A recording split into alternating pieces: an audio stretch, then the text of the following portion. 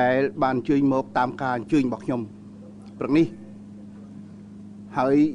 យើងកម្របានជួបគ្នាណានៅក្នុងទូនាទីជាប្រធានគណៈកម្មការព័ត៌មានរដ្ឋសភានេះជាលើកទី1ហើយដែលខ្ញុំបានអញ្ជើញបងប្អូនក្មួយទាំងអស់មកពិភាក្សាគ្នាឬក៏ផ្ដល់យោបល់ទៅគ្នាទៅវិញទៅមកដែលពាក់ព័ន្ធនឹងការវិវត្តនៃរដ្ឋសភាកម្ពុជាយើងកន្លងទៅថ្មីនេះយើងបានធ្វើការមួយចំនួននៅក្នុងរយៈពេលនៃវិស្សមកាលនៃរដ្ឋសភាដូចយើងដឹងស្រាប់តាមរដ្ឋធម្មនុញ្ញនៃប្រជាណាចក្រកម្ពុជាយើងនេះនៅពេលដែលរដ្ឋសភាវិស្សមកាលគណៈកម្មាធិការចិន្ត្រៃយ៍នៃរដ្ឋសភាមានតួនាទីធ្វើការងារនៅក្នុងរដ្ឋសភាជាប្រចាំហើយយើងបានធ្វើការសម្រេចមួយចំនួនការសម្រេចនេះគឺជាភាពប្រក្រតីនៃដំណើរការធម្មតារបស់រដ្ឋសភាខ្ញុំសូមបញ្ជាក់ថាថ្មីនេះយើងបានធ្វើកិច្ចប្រជុំវិសាមញ្ញនៅពេលដែលសភាវិស្សមកាលរាល់អង្គប្រជុំសភាពេញអង្គដែលយើងកោះអញ្ជើញអ្នកតំណាងរាស្ត្រមកនេះគឺយើងធ្វើជាវិសាមញ្ញចឹងហើយសភាប្រជុំជាវិសាមញ្ញនៅក្នុងកិច្ចប្រជុំវិសាមញ្ញរបស់រដ្ឋសភានេះខ្ញុំសូមជម្រាបថាសភាបានអនុម័តទៅលើច្បាប់2សំខាន់ធំទី1គឺច្បាប់ពាក់ព័ន្ធនឹង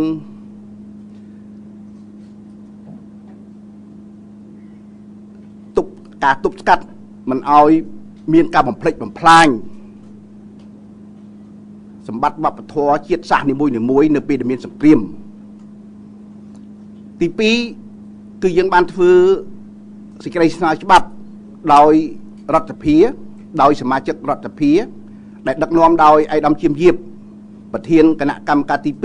2នៃរដ្ឋសភាហើយក៏ជាតំណាងរាស្ត្រមណ្ឌលព្រៃវែងផងដែរច្បាប់នេះសេចក្តីស្នើច្បាប់នេះត្រូវបានអនុម័តជាឯកច្ឆន្ទគ្រប់ពីសំណាក់គ្រប់សមាជិក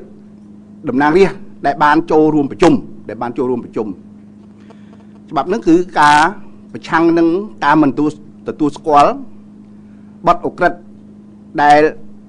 ប្រព្រឹត្តឡើងនៅក្នុងរបបកម្ពុជាប្រជាធិបតេយ្យកន្លងទៅយើងដឹងហើយថានៅរបបនេះជារបបមួយដែលយើងទាំងអស់គ្នាធ្លាប់ហៅថាជារបបបល័យពូជសាសន៍ក៏ប៉ុន្តែរហូតមកដល់ពេលនេះ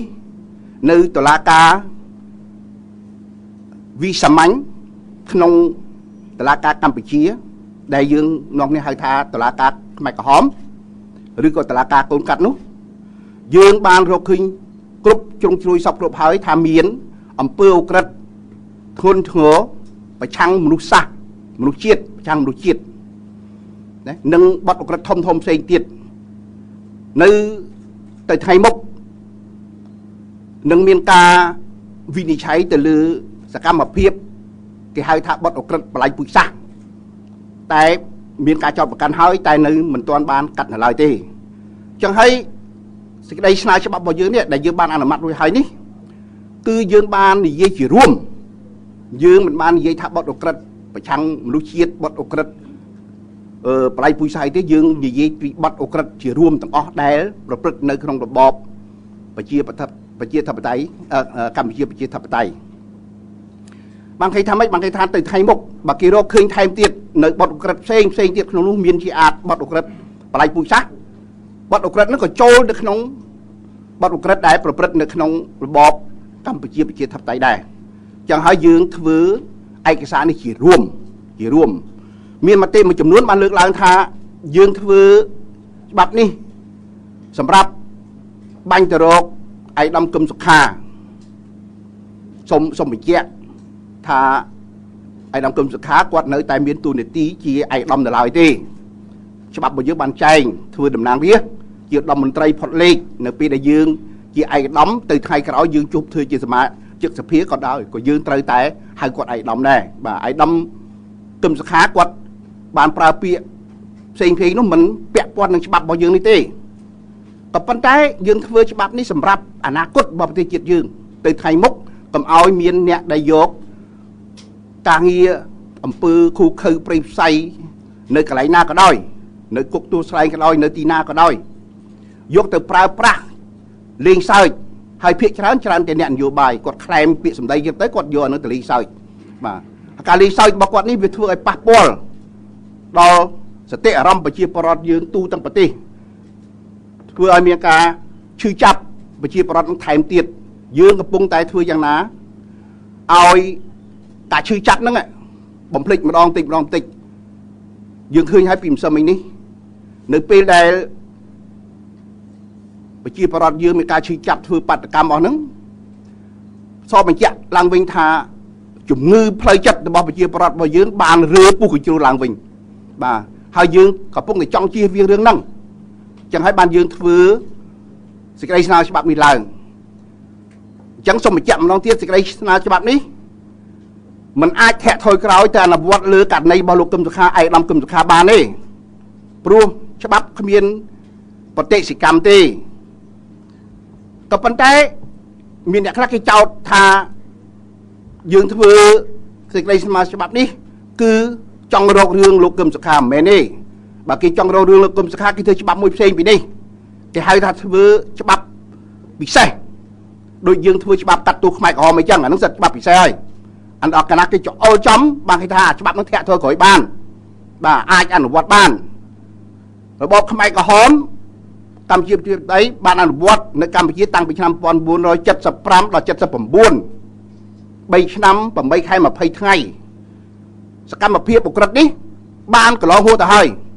ច្បាប់ដែលយកគាត់មកកាត់ទោសនោះគឺយើងយកច្បាប់ក្រោយទៀតចង្អុលទៅក្រមព្រហ្មទណ្ឌបាទយកទៅគាត់ទៅកាត់ហើយក្រមព្រហ្មទណ្ឌហ្នឹងគេយកទាំងអាចារ្យយកទាំងអាថ្មីអញ្ចឹងហើយបើកាលណាគេចង់ចាប់គាត់អញ្ចឹងទាំងអង្គការសហប្រជាជាតិទាំងកម្ពុជាយើងបានស្រោះស្រួលគ្នាថាគេអាចធ្វើច្បាប់អញ្ចឹងចង្អុលចំអញ្ចឹងបានដោយឡែករឿងលោកកឹមសុខាឯកឧត្តមកឹមសុខានេះយើងអត់មានបំណងអញ្ចឹងទេកុំឲ្យយល់ច្រឡំហើយ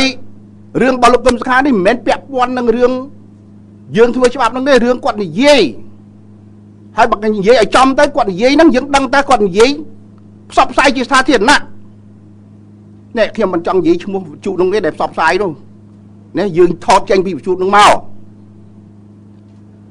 គណៈបកសិទ្ធិមនុស្សក៏ដូចគណៈបកសំរងស៊ីដែរគណៈបកហ្វុនពេជ្រដូចគ្នាអញ្ចឹងទាំងអស់នៅពេលដែលចុះទៅមូលដ្ឋានម្ដងមកជួលពេលម៉ោងពីវិទ្យុហ្នឹងយកមកចាក់ហើយគេថតបាន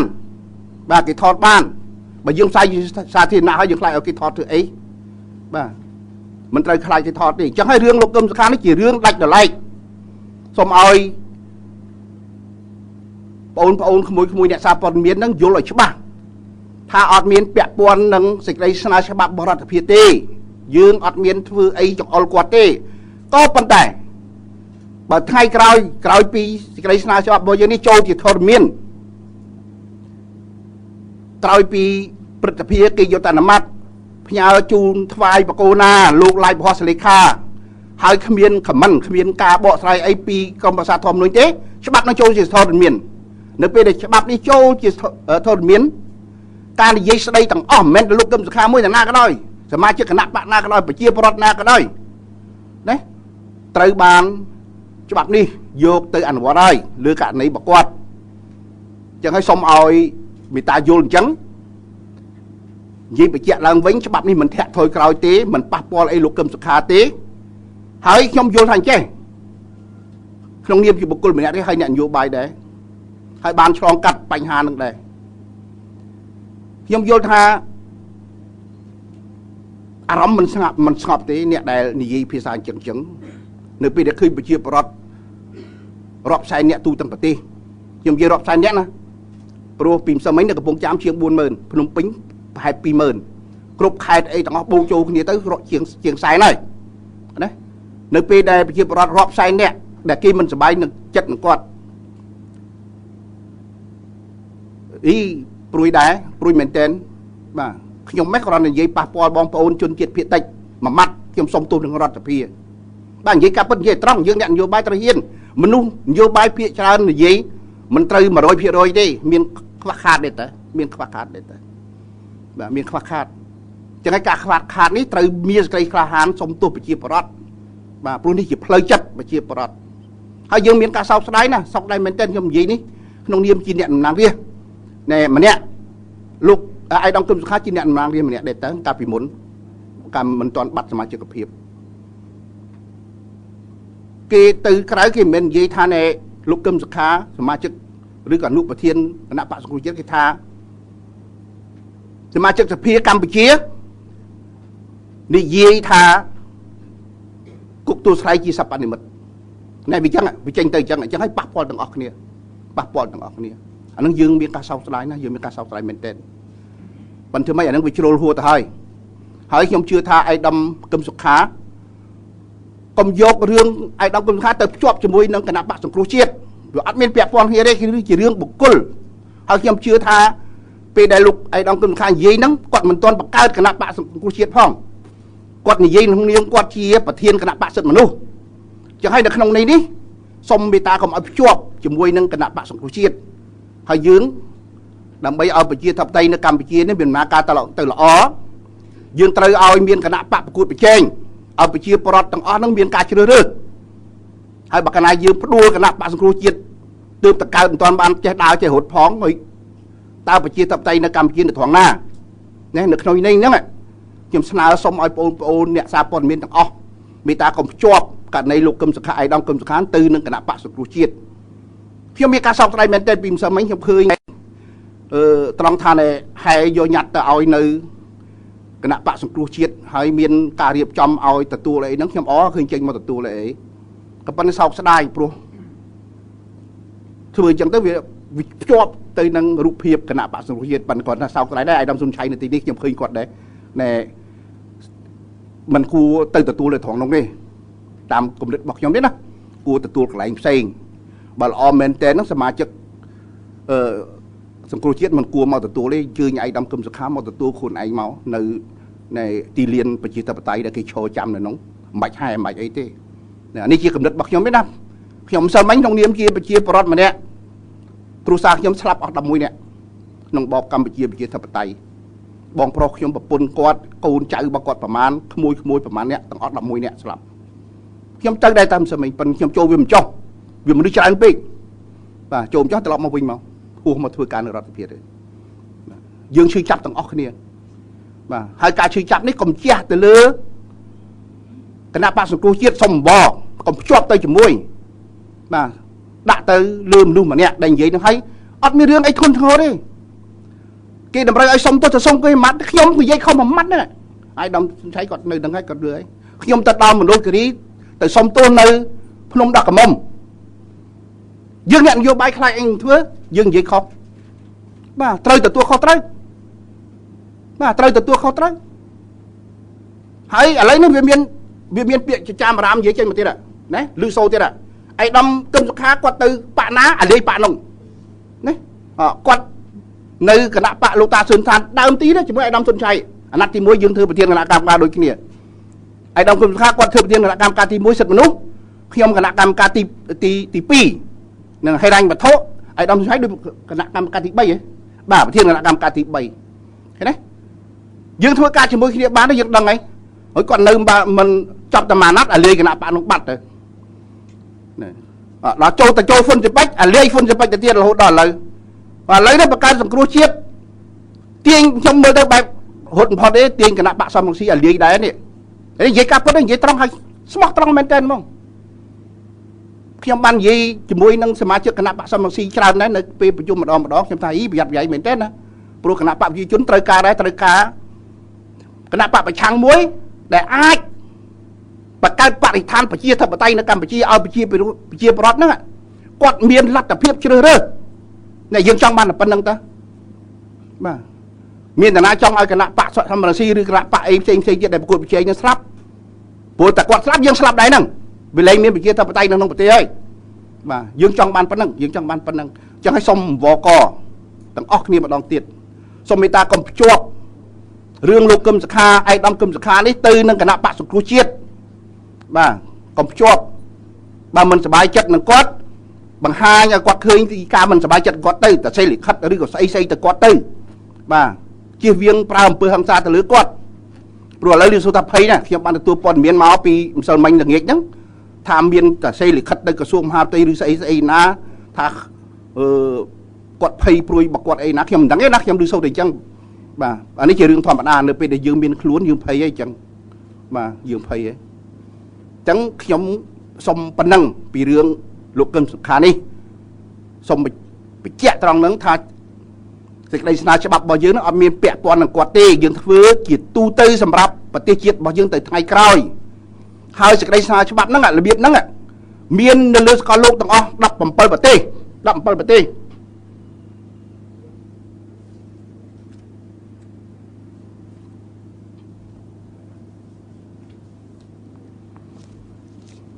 trong đôi chi miền dùng ở đây bờ tê tầng o để miền chụp dịch đây là cho bạc nâng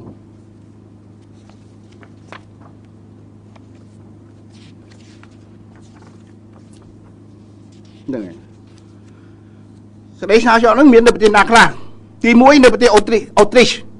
nè Austria cái bẹp quan nắng bộ Nazi nắng cứ bộ Italia ngay sẽ lắp em tới hai miền nhận vô bài nó Autriche nó vô đường nắng tới thưa chỉ thuộcกับ plane và chẳng hay bằng cái thưa sẽ đây sao cho đây riêng cho bạn lần nơi miền đây bề Belgique nè bề Belgique gì bị sao bằng đây hay mà chấm hiến nó gì Flamand này miền đây bờ tây Bosnia nó cứ thá Herzegovina nó có miền đây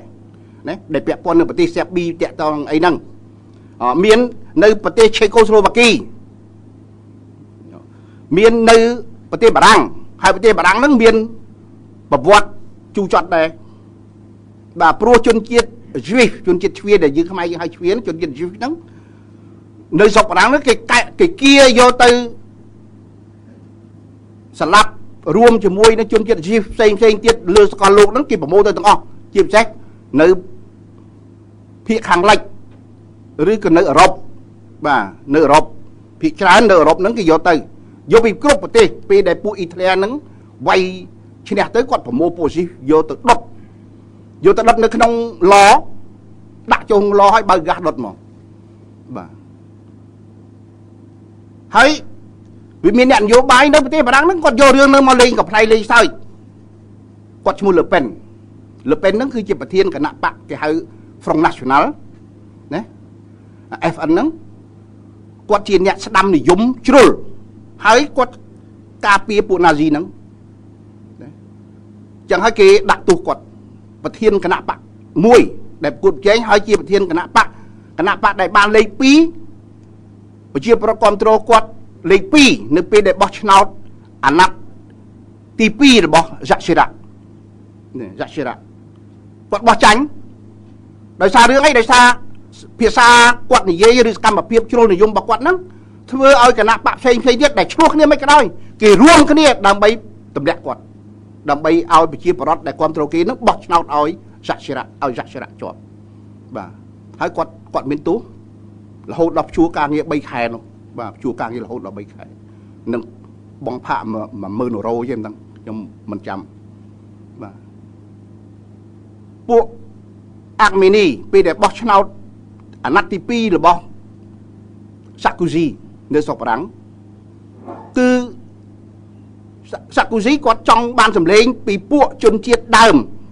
để chôn chiết đàm để miền chiết đàm chỉ Armeni đấy Armenia quạt nào xong mà thưa cho bạn mùi ao từ tua squall pi ẩm pơ và lấy bụi xa là bom cái hơi rạch thay báo tiêu kỳ bị muốn là cho nó muốn cái đấy nơi trong sừng kriêm lục lực tí muối à sờ lắp chân tiết Armenia nó quạt trong ban sầm lên cho nó quạt từ snai cho bạn nâng đấy cứ miền tầng óc nhiệt hay mình miền tây sọc ráng thế đấy miền nơi Germany nó cứ nơi tiền là mong người hay khăng những kia nó cứ cho bạn tổng óc nó nơi tây tam bẩm anh là hôm mà đo sập thay buồn là gì nó cái tam chập là hốt đo sập thay và man sam muốn nó chập vì Argentina cho ta cắt nơi ទីបារាំងនៅអីហ្នឹងណានៅខាងអឺរ៉ុបហ្នឹងណាតាមប្រមាញ់អញ្ចឹងរាល់ថ្ងៃព្រោះរឿងអីព្រោះគេភ័យខ្លាចអារបបហ្នឹងរបបបន្លាយពូជសាសន៍ហ្នឹងវិលត្រឡប់មកវិញអញ្ចឹងហើយបានគេធ្វើអញ្ចឹងបាទអញ្ចឹងហើយវាមានប្រទេសអីទៀតមានហុងគ្រីក៏មានដូចជាអញ្ចឹងដែរមាននៅអ៊ីស្រាអែលមាននៅលីចតេនស្តេនមានលីទូញ៉ាមាននៅលុចសំបូមាននៅប្រទេសហូឡង់មាននៅប៉ូឡូញមាននៅប៉ុកទីហ្គាល់មាននៅរ៉ូម៉ានីមាននៅអេស្ប៉ាញមាននៅស្វីសឡែនមាននៅប្រទេសស្វីសបាទហើយគេគិតគូរណារឿងហ្នឹងមិនមែនចេះតែធ្វើទេព្រោះតែវាមានការលើកឡើងអាចធ្វើឲ្យមានការឈឺចាប់ដែលអាចធ្វើឲ្យមានការរំជើបរំជួលនៅក្នុងសង្គមដែលអាចបង្កឲ្យគំនិតហ្នឹង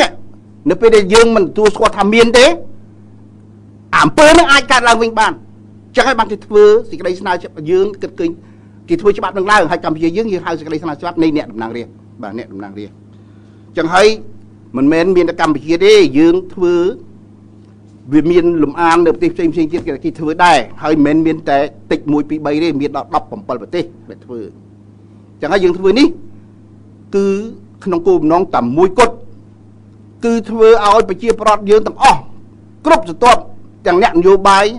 ទាំងពាណិជ្ជករទាំងកម្មករប្រជាពលរដ្ឋសាមញ្ញធម្មតាមន្ត្រីរាជការទាំងអស់យល់ថាយើងម្នាក់មានកាតព្វកិច្ចធ្វើយ៉ាងណាកុំឲ្យប្រជាប្រដ្ឋរបស់យើងរងទុក្ខវេទនាឈឺចាប់ផ្លោយផ្សាតទៅទៀតនៅក្នុងស្ថិតិអារម្មណ៍ហើយទប់ស្កាត់កុំឲ្យរបបនេះវិលត្រឡប់មកវិញបានអានេះជាគោលដៅធំរបស់យើងដែលយើងធ្វើបាទព្រោះយើងសួរថាអីមានអ្នកចោទប្រកាន់ថាណែ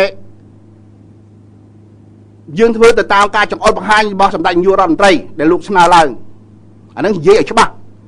សម្ដេចនាយករដ្ឋមន្ត្រីលោកជាតំណាងរាស្ត្រម្នាក់សិទ្ធិតំណាងរាស្ត្រដែលចែងនៅក្នុងរដ្ឋធម្មនុញ្ញយើងត្រូវអនុវត្តត្រូវគោរពអ្នកណាក៏ដោយ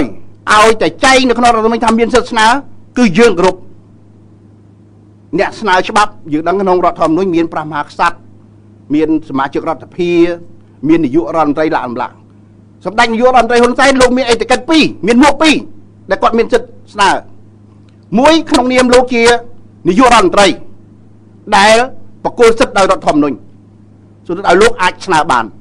មួយទៀតលោកជាអ្នកតំណាងរាស្ត្រមណ្ឌលកដាលលោកមានសិទ្ធិប្រមូលកម្លាំងគ្នាដើម្បីស្នើច្បាប់បានដែរឲ្យតែមានអ្នកគ្រប់គ្រងបាទអានេះជាសិទ្ធិរដ្ឋធម្មនុញ្ញរបស់សម្ដេចតេជោហ៊ុនសែនបាទសូមបញ្ជាក់ម្ដងទៀតសិទ្ធិរដ្ឋធម្មនុញ្ញបាទច្បាស់ណាស់យើងធ្វើអីទៅតាមច្បាប់ទម្លាប់យើងមិនធ្វើអីផ្ដេសផ្ដាសក្រៅច្បាប់ទេចឹងហើយសូមបញ្ជាក់ត្រង់ហ្នឹងរឿងចោតប្រកាន់ឆ្វេងស្ដាំមិនគិតពីគោលការណ៍ច្បាប់អាហ្នឹងខុសហើយនឹងខុសហើយសូមកែតម្រូវមកវិញបាទមួយទៀតសភារបស់យើងបានធ្វើច្បាប់អនុម័តលើសេចក្តីព្រាងច្បាប់មួយដែលស្នើដល់រដ្ឋាភិបាលដែលពាក់ព័ន្ធនឹង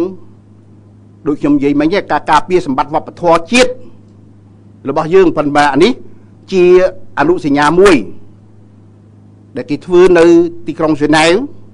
ហើយអនុសញ្ញាហ្នឹងយើងបានចូលជារដ្ឋភាគីយូរហើយតាំងពីឆ្នាំ1954ហើយក៏យើងបានចូលជារដ្ឋភាគីនៃពិធីសារទី1ដែរឥឡូវនេះយើងយល់ព្រមអនុម័តយល់ព្រមឲ្យរដ្ឋាភិបាលរបស់យើងហ្នឹងចូលជារដ្ឋភាគីពិធីសារទី2ហើយអនុសញ្ញាហ្នឹងស្ដីពីការប្រឆាំងនឹងការបំផ្លិចបំផ្លាញណាប្រឆាំងនឹងការបំផ្លិចបំផ្លាញសម្បត្តិវប្បធម៌នៅក្នុងពេលមានសង្គ្រាមបាទមានសង្គ្រាមសូមជម្រាបនៅក្នុងកត្តាដែលគេអាចកំណត់ថាជាអំពើបល័យពូជសាសន៍ការបំបត្តិវប្បធម៌អាចចូលទៅក្នុងនោះដែរណាមនុស្សសាសន៍វប្បធម៌នោះមិនមានច្រើនណាមានវត្ថុដែលយើងមើលឃើញផ្ទាល់និងវត្ថុដែលយើងមើលឃើញមិនផ្ទាល់តួប្រាសាទអីទាំងអស់នេះជាវប្បធម៌អក្សរសាស្ត្រនេះជាវប្បធម៌ណា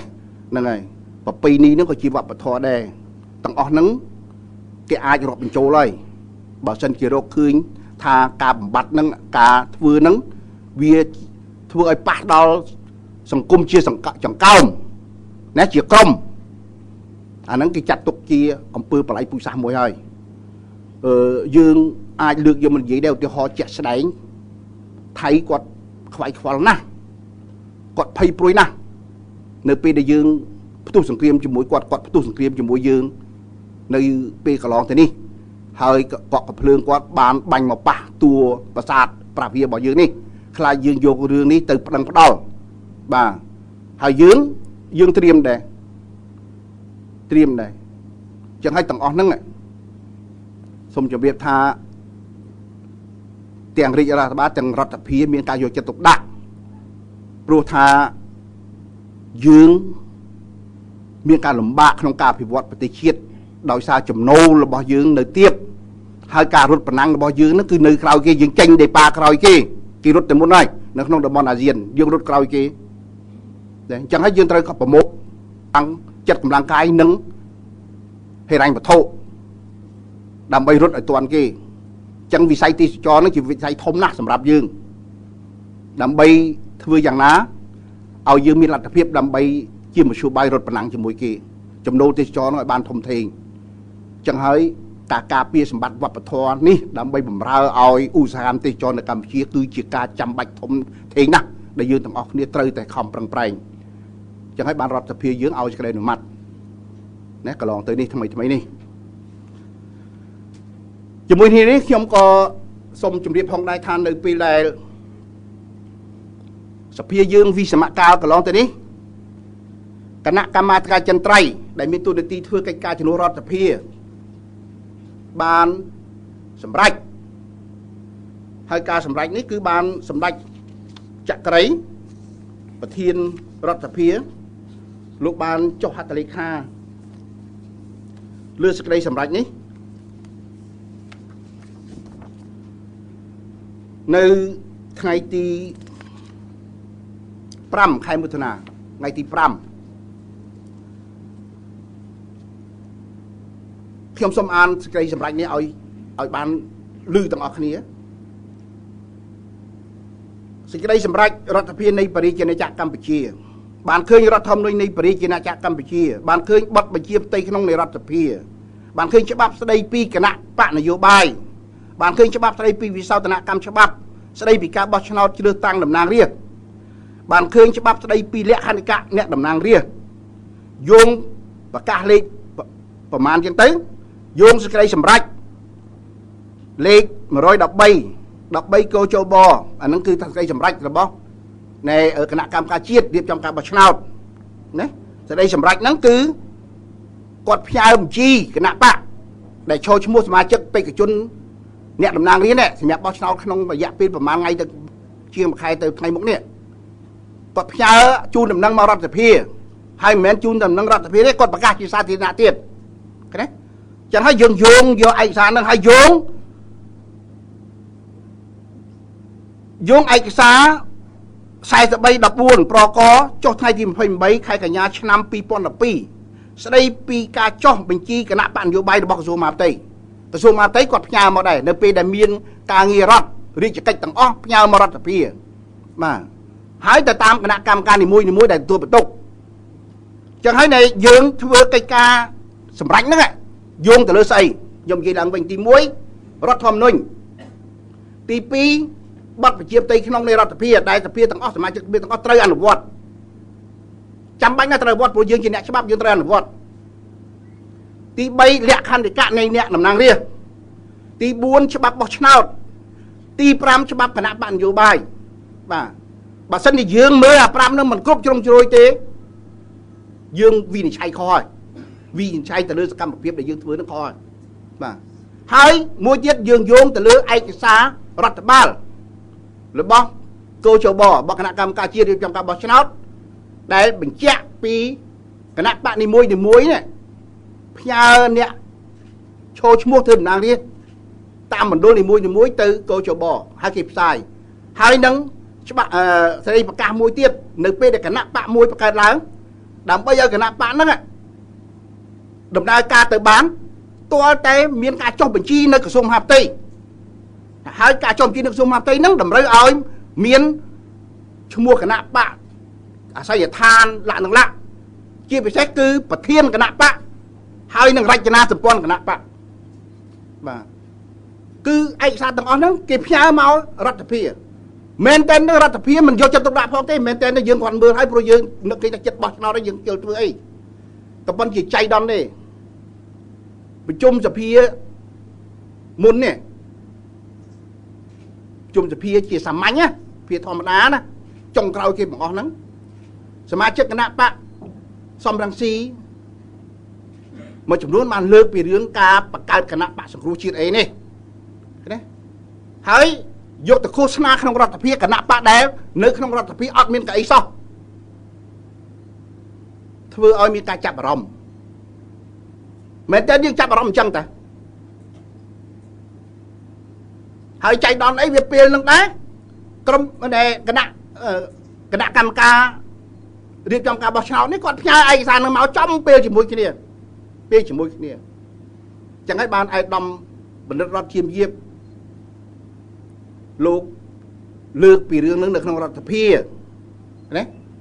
ដោយសារអីដោយសារសមាជិកគណៈបកសិទ្ធិមនុស្សនិងគណៈបកសំរងស៊ីលោកលើកដើម្បីធ្វើការឃោសនាឲ្យគណៈបកសង្គ្រោះជាតិនៅក្នុងរដ្ឋាភិបាលបាទក្នុងរដ្ឋាភិបាលឥឡូវយើងសួរថាតើប្រព័ន្ធគ្រប់គ្រងរដ្ឋាភិបាលនឹងយ៉ាងម៉េចពាក់ព័ន្ធនឹងអ្នកតំណាងរាស្ត្រនឹងសំខាន់ណាស់ដែលយើងត្រូវយកមកគិតនៅក្នុងរដ្ឋាភិបាលយើងនេះអំណាចរបស់អ្នកតំណាងរាស្ត្រពឹងផ្អែកទាំងស្រុងទៅលើសុពលភាពរបស់ខ្លួននៅក្នុងរដ្ឋាភិបាលបាទសុពលភាពរបស់ខ្លួនក្នុងរដ្ឋាភិបាលហ្នឹងគឺបាននៅពេលណាបាននៅពេលដែលយើងប្រកាសរដ្ឋាភិបាលដំបូងចាត់ដំណើរការដំបូងគឺការបើករដ្ឋាភិបាលដំបូងណានៅពេលហ្នឹងហើយបានសមាជិកសភាម្នាក់មានសុពលភាពបាទហើយសុពលភាពហ្នឹងมันអាចមានអាណាដកបានទេលើកលែងតែមានករណី3 4ទី1សមាជិកសភាហ្នឹងគាត់លាលែងខ្លួនគាត់មកទី2គាត់ឈឺស្កាត់ហើយមានការបញ្ជាក់ច្បាស់លាស់ថាគាត់អសមត្ថភាពពីពេទ្យពីអីហ្នឹងឃើញទេអាហ្នឹងខ្ញុំនិយាយបកស្រាយណាទៅសេពាក្យខ្លឹមសារមែនតើមាននៅក្នុងរដ្ឋធម្មនុញ្ញនៅក្នុងច្បាប់ទាំង5ដែលខ្ញុំនិយាយមិញហ្នឹងណាទី3គឺគាត់បាត់សមាជិកភាពជាអ្នកតំណាងរាស្ត្រហើយទី4ហ្នឹងគឺគាត់បាត់សមាជិកភាពពីគណៈបកនយោបាយរបស់គាត់ណែចំណុចហ្នឹងសំខាន់ណាស់ការបាត់សមាជិកភាពរបស់គណៈបកគាត់នេះគឺគាត់បាត់ទាំងស្រុងទៅហ្មងសមាជិកភាពជាអ្នកតំណាងរាស្ត្រដោយសាររឿងអីដោយសារប្រព័ន្ធបោះឆ្នោតរបស់យើងនេះជាប្រព័ន្ធសមាមាត្របេក្ខជននិងគណៈបកនៅពេលដែលយើងបើកនីតិកាលនីមួយក្រោយពីការបោះឆ្នោតកោជបបានផ្ញើលិខិតបញ្ជីហ្មងអ្នកតំណាងរាស្ត្រតាមគណៈបកនីមួយដែលជាប់ឆ្នោតតាមមណ្ឌលនីមួយអញ្ចឹងហើយយើងជាអ្នកតំណាងរាស្ត្រនេះចង់គេចោទប្រកាន់ថាជាតំណាងរបស់គណៈបកក៏ដោយការពិតវាអញ្ចឹងមែនតើប្រជាពលរដ្ឋនៅកម្ពុជាយើងបោះឆ្នោតឲ្យខ្ញុំឈៀងវុនឲ្យអាយដាមសុនឆៃឈ្មោះគាត់ឬអត់មានទេរូបដែលយកទៅដាក់ក្នុងប្រអប់ហ្នឹងគឺរូបគណៈបកបាទហើយប្រព័ន្ធហ្នឹងមិនយើងអ្នកបង្កើតណាប្រព័ន្ធហ្នឹងគឺអ៊ុនតាក់មកបង្កើតនៅកម្ពុជាយើងនៅឆ្នាំ1993បាទអង្គការសហប្រជាជាតិជាអ្នកបង្កើតហើយបើគាត់បង្កើតច្បាប់ឲ្យយើងមិនអនុវត្តមិនកើតយើងត្រូវនាំគ្នាអនុវត្តបាទហើយបើយើងទាំងអស់គ្នាយល់ថាអានឹងប្រព័ន្ធនឹងមិនល្អទេថ្ងៃក្រោយទៅយើងមានលទ្ធភាពយើងកែទៅបាទយើងកែទៅនាំគ្នាកែទៅតែប៉ុន្តែចំពោះមុខនេះច្បាប់នឹងនៅជាធរមានបាទអញ្ចឹងហើយការដែលយើងភ្ជាប់គណៈបកនិងអ្នកតំណាងរាស្ត្រនេះគឺជាការចាំបាច់ហើយបើយើងមើលឯកសារដែលកោជបផ្ញើមកដើម្បីឲ្យសុពលភាពអ្នកតំណាងរាស្ត្រនៅក្នុងរដ្ឋាភិបាលហ្នឹងគេដាក់អញ្ចឹងគណៈមណ្ឌលបាត់ដំបងគណៈបកប្រជាជនជាប់អ្នកណាខ្លះគណៈបកសំរងស៊ីជាប់អ្នកណាខ្លះលក្ខណៈណាអញ្ចឹងហើយឈ្មោះគណៈបកនៅឈ្មោះអ្នកតំណាងរាស្ត្រផ្អោបជាប់គ្នានៅពេលដែលអ្នកតំណាងរាស្ត្រហ្នឹងបាត់សមាជិកភាពពីគណៈបកហ្នឹងបានឲ្យគាត់ជាប់ហើយអត់មានអីទៀតបាទអាហ្នឹងផ្លូវច្បាប់ពីអញ្ចឹងហ្នឹងឥឡូវយើងយកឯកសារមកមើលតើឯកសារអីខ្លះដែលខ្ញុំនិយាយថាគេយកមកអនុវត្តនៅ ពេលដែលយើងធ្វើកិច្ចការនេះយើងមិនធ្វើព្រាវទេយើងធ្វើកិច្ចការនេះទៅតាមលិខិតបទដ្ឋានជាធរមាននៅកម្ពុជាយើងនិងនៅក្នុងរដ្ឋសភាឥ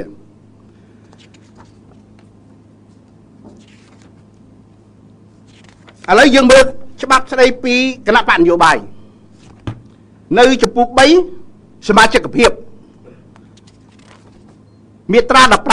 15មាត្រា15គេនិយាយថាម៉េចគេនិយាយថាប្រជាប្រដ្ឋខ្មែរម្នាក់មិនអាចជាសមាជិកគណៈបកនយោបាយលើសពី1ក្នុងពេលតែមួយបានទេនេះនឹងច្បាស់ណាស់សមាជិកគណៈបកមួយមិនអាចជាសមាជិករបស់គណៈបកផ្សេងទៀតបានទេក៏ប៉ុន្តែបើសិនជាមាននេះគេតែពីខាងក្រោយគេថាក្នុងករណីដែលបុគ្គលមួយរូបចូលជាសមាជិកគណៈបកនានាយ៉ាងច្រើនសមាជិកភាពក្នុងគណៈបកនយោបាយចុងក្រោយត្រូវចាត់ទុកជាបានការនេះសំខាន់ណាស់ត្រង់ហ្នឹងបានគេមិនបានគេថាឯកឧត្តមសុនឆៃគាត់ចេញពីគណៈបកសំរងស៊ីឬមិនចេញយើងអត់ដឹងទេយើងអត់ជឿក្បាលទេគាត់ជាសមាជិករបស់គណៈបកសំរងក៏ប៉ុន្តែគាត់ទៅចូលគណៈបកសង្គ្រោះជាតិហើយនៅពេលដែលគាត់ចូលគាត់ទៅឈរឈ្មោះទៀតយើងមានឯកសាររដ្ឋបាលផ្ញើពីកោជបមកថាគាត់ឈរឈ្មោះឲ្យគណៈបកសង្គ្រោះជាតិគេមិនដែលយកមនុស្សម្នាក់ដែលមិនមែនជាសមាជិករបស់បកខ្លួនទៅឈរឈ្មោះទេទោះសមាជិកបករបស់ខ្លួនមកគេទៅឈរឈ្មោះអញ្ចឹងលោកឯកឧត្តមសុនឆៃនឹងគាត់ជាសមាជិករបស់គណៈបកសង្គ្រោះជាតិហើយគណៈបកនោះជាគណៈបកចុងក្រោយរបស់គាត់សូម្បីតែគាត់មានជើង2ឈរលើទូកសិទ្ធិមនុស្សសំរងស៊ីផងឈរលើកែមទូកសង្គ្រោះជាតិផងក៏ប៉ុន្តែចំពោះផ្លូវច្បាប់មាត្រា15នៃបទនៃច្បាប់ដែលយើងនេះច្បាប់គណៈបកនយោបាយនេះគឺគណៈបកតែមួយគត់ដែលគេទទួលស្គាល់គឺគណៈបកសង្គ្រោះជាតិរបស់គាត់ឃើញទេគណៈបកសង្គ្រោះជាតិអញ្ចឹងហើយគេសួរគេយើងនិយាយទៀតអ្នកមាត្រា16បន្តទៀតមាត្រា15ហ្នឹងយើងយកវគ្គហ្នឹងយកមករៀបចំមកជជែកគ្នាដោះស្រាយគ្នាមាត្រា16គេនិយាយថាម៉េចសមាជិកគណៈបកនយោបាយត្រូវបាត់បង់សមាជិកភាពរបស់ខ្លួនក្នុងករណីណាមួយដូចខាងក្រោមនេះបានលាឈប់ឬបានបោះបង់សមាជិកភាពនៃគណៈបកនយោបាយនេះបានលាឈប់ឬបានបោះបង់សមាជិកភាពនៃគណៈបកនយោបាយនេះមាត្រា16ហ្នឹងបញ្ជាក់មាត្រា15បើសិនជាគាត់ជាសមាជិករបស់គណៈបកសង្គ្រោះជាតិគាត់លែងជាសមាជិករបស់គណៈបកសំរងស៊ីទៀតហើយព្រោះច្បាប់និយាយចឹងមាត្រា15និយាយចឹងបាទរួចដល់ឥឡូវនេះគាត់ជាសមាជិករបស់សង្គ្រោះជាតិទទួលស្គាល់ជាផ្លូវការអញ្ចឹងគាត់បាត់សមាជិកភាពពីគណៈបកដើមរបស់គាត់គណៈបកសំរងស៊ីណាមាត្រា16និយាយចឹងមួយទៀតដែលបាត់សមាជិកភាពដែរនេះគឺត្រូវបានបណ្តេញចេញពីគណៈបកនយោបាយស្របតាមលក្ខន្តិកៈរបស់គណៈបកនយោបាយសម័យណាការបណ្តេញចេញហ្នឹងក៏បាត់សមាជិកភាពដែរហើយរឿងបាត់សមាជិកភាពបណ្តេញចេញហ្នឹងយើងដឹងហើយឯកឧត្តមសំរងស៊ីកាលនៅអាណត្តិទី1គណៈបកហ៊ុនពេជ្រដេញគាត់ចេញពីគណៈបកគាត់បាត់សមាជិកភាពពីរដ្ឋសភាដោយសារគាត់បាត់សមាជិកភាព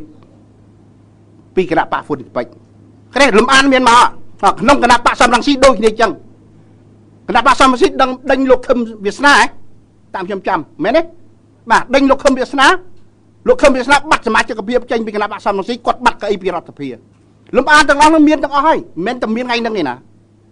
បាទសិតតែមានទាំងអស់ហើយគណៈបកសង្គ្រោះជាតិថ្មីនេះសមាជិករបស់គាត់ដែលចេញពីគណៈបកសំរងស៊ីហ្នឹងធ្លាប់អនុវត្តអាហ្នឹងបាទនៅពេលនោះមិនក៏យើងមិននិយាយថាធ្វើខុសច្បាប់ផងមានតែមានតាមិនមែនអត់មានណាគេចឹងឲ្យមានទេបាទនេះអ្នកសារព័ត៌មានដឹងរឿងហ្នឹងឬក៏តំធ្វើព័ត៌អ្នកព័ត៌មានក្រោយណែលោកខឹមស្ងាត់ដូចអាណត្តិទី3អាណត្តិទីប្រហែលខ្ញុំភ្លេចទៅដូចជាអាណត្តិទី3តាមខ្ញុំចាំបាទខ្ញុំទៅធ្វើទូតទេប៉ុន្តែតាមដានសភាពការនយោបាយនៅក្នុងប្រទេសខ្ញុំជាអគ្គរដ្ឋទូតពេលហ្នឹងដូចជាអគ្គរដ្ឋទូតនៅអូស្ត្រាលីទេមិនដឹងខ្ញុំភ្លេចទៅបាទឃើញវាអញ្ចឹងអានេះគ្រាន់តែច្បាប់ស្ដីពីគណៈបកនយោបាយតែមួយគត់ឥឡូវយើងមើលច្បាប់ផ្សេងទៀត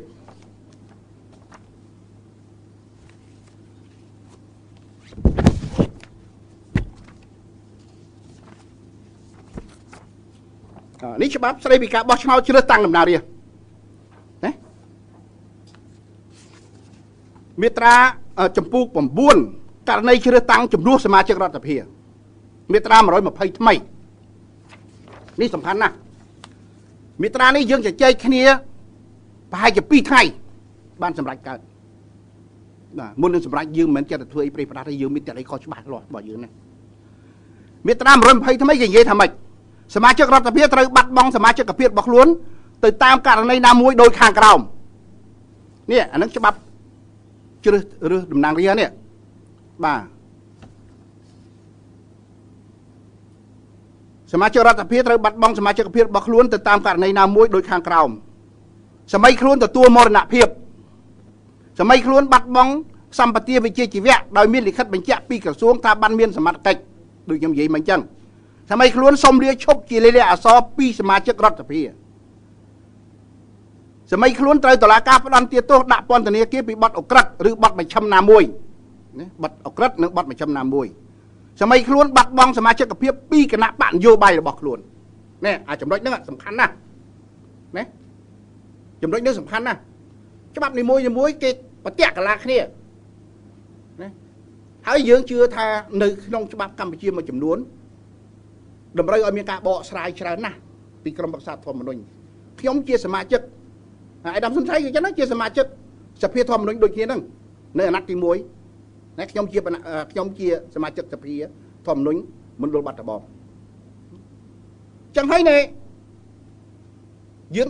ដឹងថានៅពេលខ្លះយើងសរសេរមិនអស់សេចក្តីទេពាក្យគ្រប់ជ្រុងជ្រោយទេនៅក្នុងរដ្ឋធម្មនុញ្ញអានេះជារឿងធម្មតាទេព្រោះគេមិនអាចសរសេរវែងដោយច្បាប់ធម្មតាកើតទេរដ្ឋធម្មនុញ្ញគេនិយាយពីគោលធំក៏ប៉ុន្តែអ្នកនយោបាយតែងតែយកអាហ្នឹងយកខ្លឹមសារហ្នឹងមកបកស្រាយទៅតាមចំណង់ចិត្តនយោបាយរបស់ខ្លួននេះខ្ញុំបាននិយាយជាមួយគណៈកម្មាធិការចិនត្រៃកន្លងទៅនេះពេលដែលយើងជជែកពីរឿងហ្នឹងខ្ញុំស្នើថាអាណត្តិទី5នេះត្រូវធ្វើឲ្យបានច្បាស់ចងក្រងឲ្យបានច្បាស់និយាយសថាសខ្មៅថាខ្មៅមិនបាច់តែកែរដ្ឋធម្មនុញ្ញឬត្រូវធ្វើសេចក្តីបកស្រាយច្បាស់លាស់ទៅតាមហ្នឹងដើម្បីឲ្យបម្រើការទាំងអស់បានត្រឹមត្រូវកុំឲ្យមានការបកស្រាយប្រេះប្រាស់ទៀតបាទហើយបើសិនជាយើងចង់បកស្រាយអង្គការតែមួយគត់ដែលអាចបកស្រាយរឿងរបស់យើងបានគឺក្រមប្រឹក្សាធម្មនុញ្ញបាទហើយគាត់បកស្រាយហើយភាសារបស់គាត់ជាភាសាចុងក្រោយមិនអាចណាទៅទាញថយក្រោយវិញបានទេគាត់គឺថាជាអ្នកសម្រេចហើយចុងក្រោយបាទតិចទៀតខ្ញុំនិយាយដល់ហើយពីរឿងការបកស្រាយរបស់ក្រមប្រឹក្សាធម្មនុញ្ញចំពោះមាត្រា76ណាស្ដីពីមាត្រា76របស់រដ្ឋធម្មនុញ្ញណាខ្ញុំនឹងបកស្រាយរឿងហ្នឹងឲ្យជូនស្ដាប់អញ្ចឹងហើយនេះយើងឃើញមាត្រា120ថ្មីហ្នឹងគឺនិយាយច្បាស់និយាយអញ្ចឹងនិយាយថាសមីខ្លួនបាត់បង់សមាជិកភាពគណៈបកនយោបាយរបស់ខ្លួនណានៅពេលហ្នឹងគឺបាត់សមាជិកភាពជាអ្នកតំណាងរាស្ត្រអានេះខ្ញុំចាំឲ្យគេថតជូនអ្នកណាចង់បានខ្ញុំថតជូនណាខ្ញុំរៀបចំថតជូនទាំងអស់គ្នាយកទៅមើលបាទអានឹងច្បាប់ពីរឯងដែលយើងមើលឃើញទាំងអស់គ្នាឥឡូវយើងមើលបទបញ្ជាផ្ទៃក្នុងម្ដងនេះបទបញ្ជាផ្ទៃក្នុងរដ្ឋាភិបាលនេះនឹងមានសារៈសំខាន់ណាស់អ្នកតំណាងរាស្ត្រជាអ្នកធ្វើច្បាប់ជាអ្នកអនុម័តច្បាប់ណាហើយជាអ្នកត្រួតពិនិត្យការអនុវត្តច្បាប់យើងត្រូវដំបូងបំផុតអនុវត្តបទបញ្ជាផ្ទៃក្នុងណាក្នុងនាមជាអ្នកតំណាងរាស្ត្រគឺមានសារៈសំខាន់មែនទែនបាទហើយបើកាលណាយើងមិនអនុវត្តបទបញ្ជាផ្ទៃក្នុងដែលដាក់កំណត់ឲ្យខ្លួនយើងជាអ្នកតំណាងរាស្ត្រធ្វើអីខ្លះនោះទេយើងមិនបាច់ទៅកំណត់រដ្ឋាភិបាលត្រូវធ្វើអីទេណាតែកាលណាយើងទៅនិយាយគេក៏គេអត់ស្ដាប់ដែរឥឡូវបទបញ្ជាផ្ទៃក្នុងថាម៉េចនេះមាត្រា83ថ្មីបទបញ្ជាផ្ទៃក្នុងបទនេះ83ថ្មីនេះគេកែយួរមិនមែនតែកែពីម្សិលមិញទេណាពីអាណត្តិមួយទៅអាណត្តិមួយតម្រូវការរបស់ស្ថាប័ននីមួយមានការវិវត្តអញ្ចឹងហើយគេកែទៅតាមនោះដែររួចនៅ83ថ្មីនេះតាមខ្ញុំដឹងដូចកែតាំងពីអាណត្តិទី2នោះណានៃរដ្ឋាភិបាលនោះទី2ទី3អសនៈរបស់តំណាងរាស្ត្រដែលនៅទំនេរដោយសុំលាលែងដោយបោះបង់ចោលការងារចំនួន3ខែគ្មានការអនុញ្ញាតដោយទទួលមរណភាពដោយប្រឆាចសមាជិកភាពរដ្ឋសភាណែគេនិយាយច្បាស់ចាំមកណាដោយ ប្រឆាសមាជិកភាពរដ្ឋសភាណាមាត្រា83ថ្មីត្រូវបំពេញជំនួសដោយតំណាងរាស្ត្រថ្មីលំដាប់លេខរៀងបន្ទាប់ដែលជ្រើសរើសក្នុងបញ្ជីបេក្ខជនចូលជាមួយតំណាងគណៈបកក្នុងមណ្ឌលជាមួយគ្នាតែកាលណាយើងបាត់សមាជិកភាពកៅអីហ្នឹងណែអាសនៈហ្នឹងនៅទំនេរត្រូវជំនួសភ្លាមមកគណៈបកដែលជាប់ឆ្នោតសម្រាប់កៅអីហ្នឹងណាត្រូវយកមកជំនួសយកអ្នកបន្ទាប់ពីខាងក្រោមយកមកជំនួសណាអាហ្នឹងមិនទាន់ចប់ទេនៅរដ្ឋធម្មនុញ្ញនិយាយមួយទៀតរដ្ឋធម្មនុញ្ញគេថាម៉េចគេថា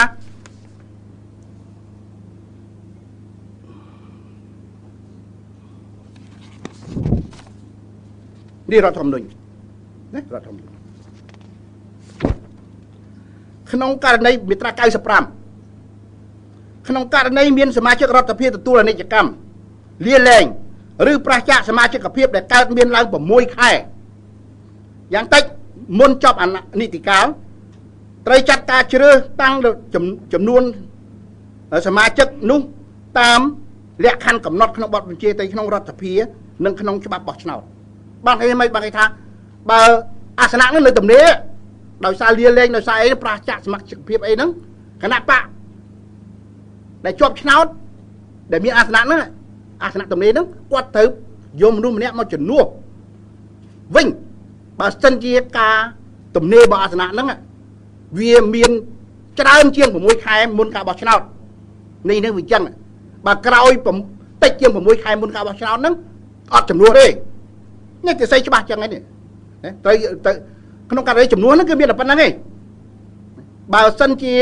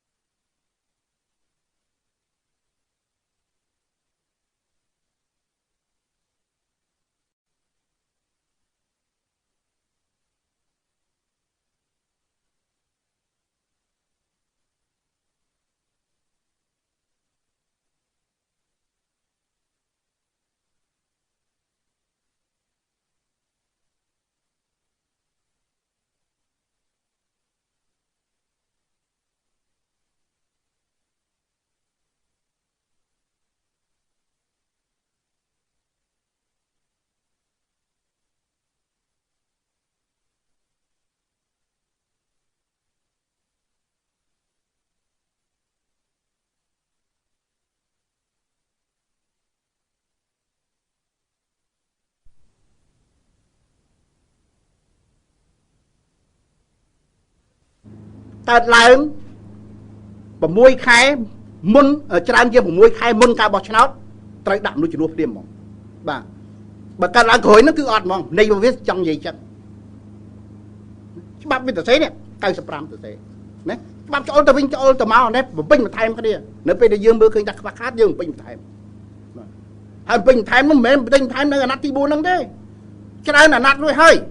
ច្រើនអាណត្តិរួចហើយបាទចឹងហើយការធ្វើរបស់យើងនេះគឺយើងពឹងផ្អែកទៅលើច្បាប់ប្រមាណហ្នឹងច្បាប់អូខ្ញុំភ្លេចនិយាយត្រង់នេះរដ្ឋធម្មនុញ្ញ រឿងនេះមិនមែនរឿងថ្មីទេដែលគេលើកថាបើកាលណាយើងលុបឬក៏យើងឬក៏សភានឹងបាត់តំណាងរាស្ត្ររបស់គាត់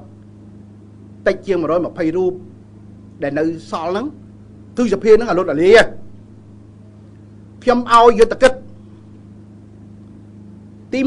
1ក្រោយពីប្រកាសសុពលភាពរួចហើយរាល់កិច្ចសភាប្រជុំទាំងឡាយតើមានបាន120រូបទេឯកឧត្តមសុនឆៃធ្លាប់អាប់សង់ហើយមិនចូលប្រជុំបាទឯកឧត្តមផ្សេងទៀតក៏ធ្លាប់អាប់សង់អត់ចូលប្រជុំដែរធ្លាប់នៅអវត្តមានបាទចឹងហើយសភាមិនដែលបានគ្រប់120រូបទេនៅក្នុងនៅច្បាប់មុនគឺក្រមគេតម្រូវឲ្យ7/10ក្រោយមកគេកែលម្អដូចអាណត្តិមុនឬអាណត្តិមុនមួយទៀតដូចអាណត្តិទី3គេខ្ញុំមិនចាំឬអាណត្តិទី2ក៏មិនដឹងគេកែបទបញ្ជាហ្នឹងថាក្រមគឺធ្វើចំនួនក្រមត្រូវគិតទៅតាមច្បាប់ដែលត្រូវអនុម័តបើច្បាប់ហ្នឹងត្រូវការសម្ដែងអនុម័ត50/1ក្រមគឺ50/1បើច្បាប់ហ្នឹងតម្រូវឲ្យ2/3ក្រមគឺ2/3បាទនេះក្រមសមាជិកសភាដំណើរការមិនចាំបាច់ទេ120រូបបាទបើសិនជាយើងចាំ120រូបឲ្យមានដំណើរការសភាហ្នឹងគឺយើងរកមិនបានទេសភាទៅបិទទ្វារយូរណាស់ហើយតាំងពីអាណត្តិទី1បិទ20ឆ្នាំហើយសភាកម្ពុជាបាទអត់ដំណើរការកើតទេហ្នឹងហើយមួយទៀតគេធ្វើនេះគេចងក្រងនេះមាត្រាហ្នឹងចងក្រងដោយសភាធម្មនុញ្ញក្រោមការជួយជ្រោមជ្រែងរបស់អន្តរអង្គការសហប្រជាជាតិមាត្រាហ្នឹងគេនិយាយយ៉ាងម៉េច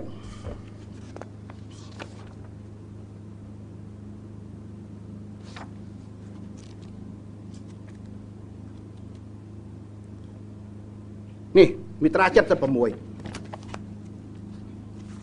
មាត្រា76គេថាចំពុកទី7ណារដ្ឋស្ដីពីរដ្ឋសភាមាត្រា76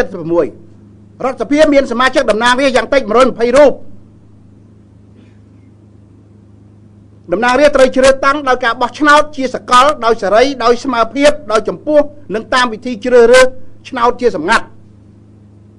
តំណាងរាស្ត្រអាចឈរឈ្មោះបោះឆ្នោតសារជាថ្មីបានអ្នកដែលមានសិទ្ធិឈរឈ្មោះជាបេក្ខជនតំណាងរាស្ត្រគឺជាប្រជាប្រដ្ឋខ្មែរទាំងពីរភេទដែលមានសិទ្ធិបោះឆ្នោតមានអាយុយ៉ាងតិច25ឆ្នាំមានសញ្ជាតិជាខ្មែរតាំងពីកំណើតអង្គការរៀបចំការបោះឆ្នោតបែបបទនិងការប្រព្រឹត្តទៅនៃការបោះឆ្នោតត្រូវកំណត់ក្នុងច្បាប់បោះឆ្នោតនេះមាត្រា76ដែលគេអ្នកខ្លះគាត់ប៉ូលេមីកគេបង្កើតបញ្ហាដោយសារមាត្រា76ហ្នឹងនៅក្នុងមាត្រា76នេះគេនិយាយច្បាស់ហើយគេនិយាយពីការរៀបចំការបោះឆ្នោតបានស្រីថាម៉េចបានគេថានៅក្នុងពេលបោះឆ្នោតម្ដងមុនពេលបោះឆ្នោតហ្នឹងហើយយើងក៏ធ្លាប់បានធ្វើកន្លងទៅនេះខែ2-3ខែមុននេះគឺតម្រូវឲ្យក្រសួងមហាផ្ទៃនៅរៀបចំគេហៅមណ្ឌលបោះឆ្នោតចំនួនអាសនៈដែលត្រូវបោះឆ្នោត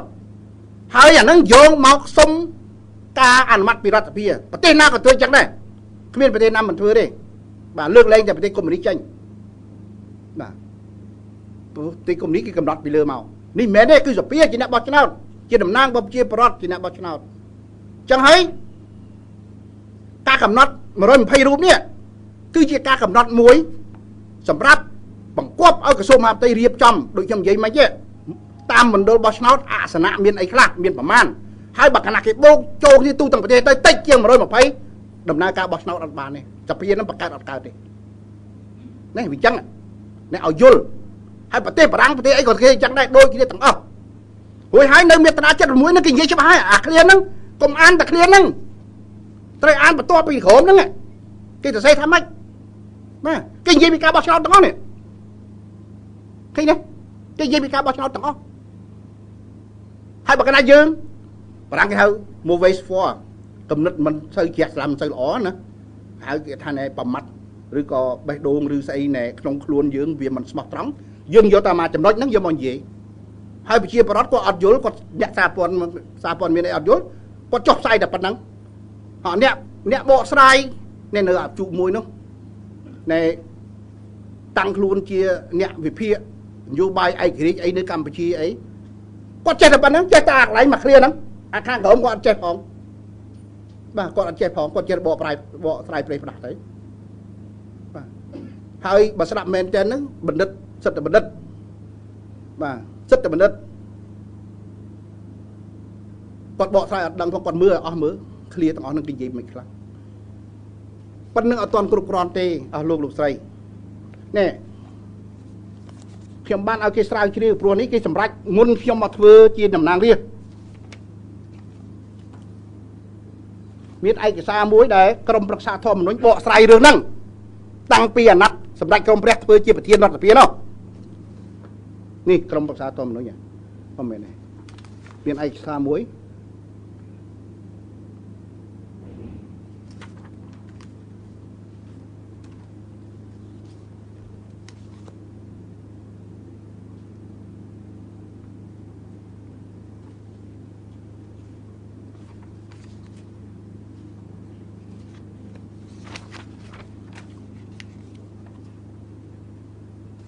ទីគណៈប័ណ្ណទេ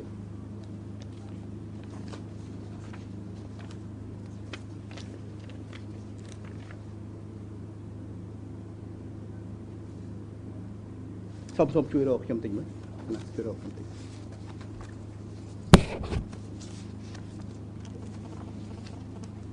ក្រុមប្រឹក្សាធម្មនុញ្ញហ្នឹងយើងបានស្នើទៅសភាយើងណានៅពេលនោះក្នុងអាណត្តិសម្ដេចក្រមព្រះលោកជាប្រធានរដ្ឋាភិបាលលោកបានសមាជិកសភាយើងមួយចំនួនបានស្នើទៅក្រុមប្រឹក្សាធម្មនុញ្ញដើម្បីបកស្រាយហើយការបកស្រាយហ្នឹងដូចខ្ញុំនិយាយចឹងហ្នឹងហើយ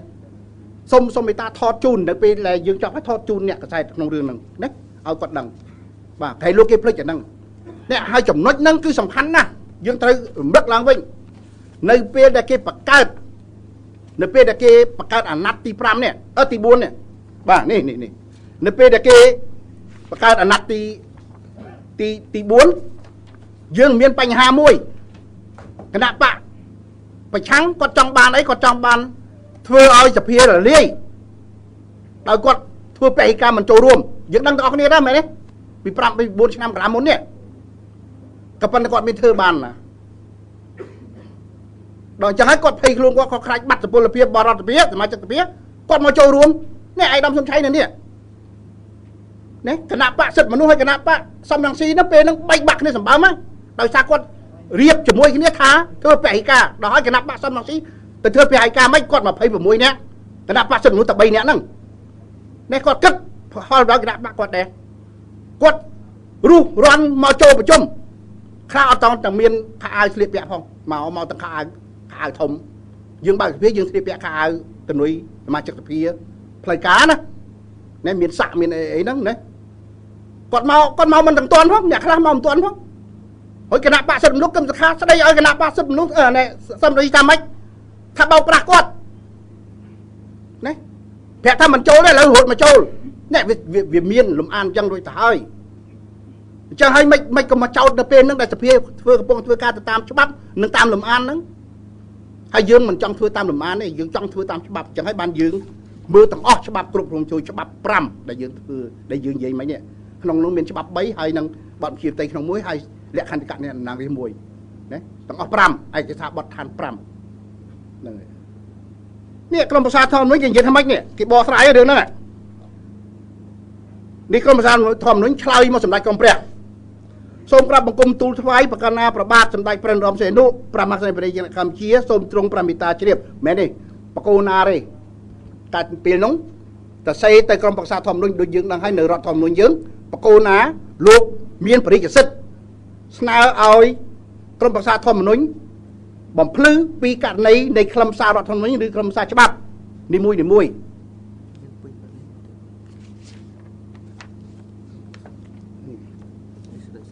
នឹងអញ្ចឹងហើយណែសម្ដេចក្រមព្រះលោកធ្វើសារលិខិតទៅហើយក្រុមប្រឹក្សាធម្មនុញ្ញបានឆ្លើយទូលថ្វាយបកូណាពីរឿងហ្នឹងណានេះលិខិតមួយតែឆ្លើយមកសម្ដេចក្រមព្រះការសម្រេចដែលធម្មតាទេសម្ដេចក្រមព្រះលោកជាប្រធានបរដ្ឋាភិបាលសមាជិកសភាមួយចំនួនទៀតអាចសរសេរទៅក្រុមប្រឹក្សាធម្មនុញ្ញឲ្យ បំភ្លឺមេត្រាដែលខ្លួនឯងសពេច7បាទព្រោះមេត្រាហ្នឹងគណៈបកប្រឆាំងនិយាយផ្សេងគណៈបកកណ្ដាលនិយាយផ្សឹងអញ្ចឹងមានអង្គការតែមួយគត់គឺក្រុមប្រឹក្សាធម្មនុញ្ញណែជាអ្នកអាកាត់បាទតាមរដ្ឋធម្មនុញ្ញរបស់យើងក្រុមប្រឹក្សាធម្មនុញ្ញគាត់ថាម៉េចនេះវគ្គខណ្ឌទី1មេត្រា76នៃរដ្ឋធម្មនុញ្ញវគ្គខណ្ឌទី1នៃមេត្រា76នៃរដ្ឋធម្មនុញ្ញចែងថារដ្ឋសភាមានសមាជិកជាតំណាងរាស្ត្រយ៉ាងតិច120រូបនេះគេបកស្រាយត្រង់នេះមានន័យថាយ៉ាងតិចណាស់ត្រូវមានសមាជិកជាតំណាងរាស្ត្រចំនួន120រូបទើបអាចបង្កើតរដ្ឋសភាក្នុងនីតិកាលនីមួយៗបានណាដូចខ្ញុំនិយាយចឹងគេរៀបចំបោះឆ្នោតយ៉ាងតិចឲ្យមាន120អាសនៈបាទបើតិចជាងនឹងបង្កើតរដ្ឋបានទេរដ្ឋសភាបាទច្បាប់បោះឆ្នោតมันអាចកំណត់ចំនួនតំណាងរាស្ត្រតិចជាង120រូបបានទេណាច្បាប់បោះឆ្នោតมันអាចកំណត់ណាចំនួនតំណាងរាស្ត្រតិចជាង120រូបបានទេណាគេបកស្រាយដូចខ្ញុំនិយាយចឹងណាវគ្គខណ្ឌទី1នេះជាលក្ខខណ្ឌចាំបាច់សម្រាប់ការបង្កើតរដ្ឋសភាប៉ុន្តែមិនមែនសម្រាប់ដំណើរការរបស់រដ្ឋសភាទេឃើញទេនិយាយច្បាស់ហើយច្បាស់ទាំងអស់ច្បាប់ហើយមិនមែនគ្រាន់តែច្បាប់ទៀត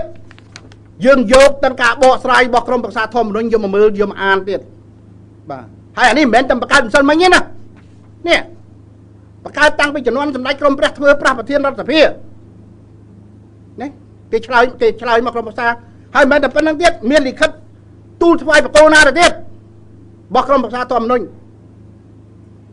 បាទនេះដើម្បីយ៉ាងម៉េចដើម្បីមួយកុំឲ្យភ័ន្តច្រឡំ2ដើម្បីកុំឲ្យសភាយើងមានការរអាក់រអួលក្នុងដំណើរការបង្កើតរដ្ឋសភាព្រោះយើងដឹងស្រាប់ហើយបើកណាមិនបញ្ជាក់រឿងនោះច្បាស់លាស់ទេវាមានអីពិបាកគណៈបកចាញ់ឆ្នោតបើគាត់មានលើសពី23កៅអីទៅបើនិយាយថាសភាត្រូវតែមាន120រូបរដ្ឋសភានឹងលេខបាត់ហើយណាអាលូតមុនកើតផងមុនផើមផងមិនចឹងយើងគិតប៉ុណ្្នឹងបានហើយខ្ញុំល្ងងអីខ្ញុំគណៈបកប្រឆាំងខ្ញុំចាញ់ឆ្នោតខ្ញុំអត់ចូលរួមជាមួយទៅសភានឹងលេខបាត់ហើយបោះឆ្នោតឡើងវិញលោកស្រីបោះឆ្នោតមិនចេះចប់ទេហើយលុយថវិកាជាតិនឹងបានមកពីញើសឈាមរបស់ប្រជាពលរដ្ឋដើម្បីរៀបចំការបោះឆ្នោតម្ដងនោះមិនតិចជាង10លានទេមិនតិចជាង10លានដុល្លារទេណាបើធ្វើអញ្ចឹងងាប់មកប្រជាពលរដ្ឋរងទុកវេទនាងាប់ហើយហើយនេះជាវិបត្តិនយោបាយជន់គ្នាបន្តគ្នាវិបត្តិនយោបាយហ្នឹងបាទស្រុកណាក៏គេមិនដែលឲ្យមានអញ្ចឹងដែរអញ្ចឹងហើយបានគេនិយាយច្បាស់ត្រង់ហ្នឹងហើយខ្ញុំកោតសរសើរសម្ដេចក្រមព្រះកោតសរសើរលោកហ្មងលោកតសេចំណុចហ្នឹងទូផ្ញើទៅក្រមប្រឹក្សាធម្មនុញ្ញឲ្យបំភ្លឺហ្នឹងគឺមានសារៈសំខាន់ណាស់គឺជាដំណោះស្រាយមួយដើម្បីជៀសវាងវិបត្តិនយោបាយនៅកម្ពុជាហៅវិបត្តិនយោបាយចេញពីគណៈបកនយោបាយដែលបង្កើតឡើងបាទខ្ញុំកោតសរសើរត្រង់ហ្នឹងនេះជាចំណុចធំដែលខ្ញុំចង់និយាយឥឡូវយើងសួរតទៅទៀតយើងសួរថាឥឡូវណាគណៈកម្មាធិការចិនត្រៃបានអនុវត្តទៅតាមផ្លូវច្បាប់ហើយក៏ប៉ុន្តែមានមនុស្សចំពោះខ្លះគាត់ដឹងគាត់នៅតែធ្វើមិនដឹងធ្វើមិនយល់ណាក្នុងហ្នឹងមានក្រសួងការបរទេសរបស់សហរដ្ឋអាមេរិកមួយដែរគាត់ទៅសេលិខិតមកនេះមកសភាយើងខ្ញុំមិនមែនសេលិខិតទេគាត់ធ្វើសេចក្តីប្រកាសមួយគាត់ថាខ្ញុំទទួលយកបានទេសម្ដីយើងអ្នកនយោបាយដែរគាត់ថាឲ្យសភាកម្ពុជាយើងធ្វើចេះធ្វើចុះណាបើអត់គាត់អត់មាននិយាយពីរឿងលិខិតបទដ្ឋានដែលយើងអនុវត្តទេខ្ញុំសូមជម្រាបនៅសកលលោកយើងនេះកម្ពុជាជាប្រទេសទី6ដែលទទួលសិទ្ធិជីវិតរស់នៅរបស់ប្រជាពលរដ្ឋទោះប៉ុណ្ណាក៏ដោយយើងអត់មានទោសប្រហារជីវិតទេសហរដ្ឋអាមេរិកយកមនុស្សមានទោសយកទៅអង្គុយលើកៅអីឆក់ខ្សែភ្លើងស្លាប់បាទសហរដ្ឋអាមេរិកតើសភាកម្ពុជាឬក្រសួងការបរទេសកម្ពុជាយើងចង់អល់បង្ហាញវាគាត់ទៅណែកុងក្រេសរបស់សហរដ្ឋអាមេរិកនេះណែសភាសហរដ្ឋអាមេរិកនេះសុំធ្វើច្បាប់ទៅណាកុំមានទោសប្រហារជីវិតគាត់ធ្វើទេគាត់អត់ធ្វើទេគាត់នឹងឆ្លើយមកយើងវិញគាត់ជាប្រទេសអធិបតេយ្យណែយើងឥឡូវយើងឆ្លើយទៅគាត់ចឹងដែរកម្ពុជាជាប្រទេសមានអធិបតេយ្យស ភាកម្ពុជាជ្រើសចេញពីប្រជាប្រដ្ឋហើយតំណាងរាស្ត្រប្រើសិទ្ធិរបស់ខ្លួនក្នុងនាមជាតំណាងដែលកំណត់ក្នុងច្បាប់បាទហើយសួរថាគាត់ថាដើម្បីពង្រឹងប្រជាធិបតេយ្យការពង្រឹងប្រជាធិបតេយ្យមិនមែនថាមិនឲ្យអនុវត្តច្បាប់ទេឲ្យគាត់យកទៅគិតឡើងវិញខ្ញុំប្រធានក្រុមមិត្តភាពសភាកម្ពុជាសហរដ្ឋអាមេរិកបាទនេះនៅទីហ្នឹងខ្ញុំសូមអំពាវនាវឲ្យក្រសួងការបរទេសសហរដ្ឋអាមេរិកយកទៅពិចារណាគាត់ទទួលស្គាល់កម្ពុជានៅក្នុងនាមជាប្រទេសអធិបតេយ្យឬក៏អត់តើគាត់បង្គាប់ឲ្យសភាកម្ពុជាធ្វើឆ្វេងធ្វើស្ដាំធ្វើខ្យល់ធ្វើព្យុះបានទេនេះរដ្ឋធម្មនុញ្ញយើងនិយាយអ្នកតំណាងរាស្ត្រឬក៏រដ្ឋអ្នកតំណាងរាស្ត្រមិនអាចទទួលអាណត្តិបញ្ជាបានទេហើយបើគាត់មកមិនមែនគ្រាន់តែបញ្ជាតំណាងរាស្ត្រ1 2 3 4 5ដែលរត់ទៅស្រុកគាត់នោះទេគាត់បញ្ជាទាំងសភាយើងទាំងមូលយើងទទួលបានទេយើងទទួលអត់បានទេហើយខ្ញុំអ្នកការទូត20ឆ្នាំ22ឆ្នាំហើយខ្ញុំអ្នកការទូតបាទហើយការទូតមិនមែនការទូតចេញពីក្រៅមកទេការទូតអគ្គរដ្ឋទូតកម្ពុជាប្រចាំនៅអង្គការច្រើនណាស់ក្នុងនោះអង្គការសហជាតិមួយផងអង្គការសិទ្ធិមនុស្សទៀតណាគេហៅនៅ Human Rights Council របស់នៃ UN ហ្នឹងខ្ញុំជាតំណាងកម្ពុជានៅទីនោះសូមឲ្យគាត់ហើយក្នុងនាមជាប្រធានក្រុមមិត្តភាពសភាកម្ពុជាសហរដ្ឋអាមេរិកសូមឲ្យគាត់យកទៅគិតឡើងវិញកុំឲ្យគាត់មានគំនិតជាអាណានិគមតទៅទៀតចេះតែចូលចិត្តប្រកបគេឲ្យធ្វើ